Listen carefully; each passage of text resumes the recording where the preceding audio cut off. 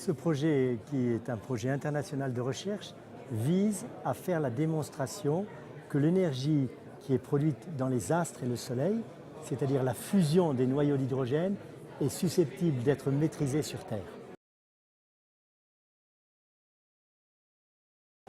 Il est exceptionnel par sa taille, il est exceptionnel par ses enjeux, il est exceptionnel par la coopération qu'il mobilise, il est exceptionnel par la multitude des technologies qui y sont associées. Donc il y a là un concentré du savoir-faire accumulé par les hommes depuis de très nombreuses années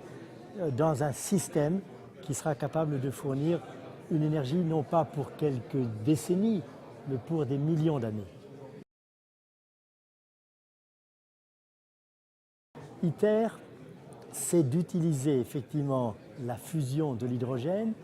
pour produire donc de l'énergie sans impact sur l'environnement et sur le climat. Il a vocation, ce projet, à préparer le remplacement de la consommation des énergies fossiles que nous brûlons à si grand rythme. C'est une innovation majeure, alors qu'aujourd'hui on consomme des quantités énormes de matières premières, donc en libérant dans l'atmosphère et dans l'environnement tout un ensemble de composants et de produits qui en affectent le bon fonctionnement, de cesser complètement cette logique, d'être neutre vis-à-vis du fonctionnement naturel de la planète et de l'environnement. C'est un méga projet, vous l'avez dit, puisque évidemment ça mobilise énormément de ressources, énormément de compétences, mais il faut lui conserver ce que vous avez appelé l'agilité. Et pour moi,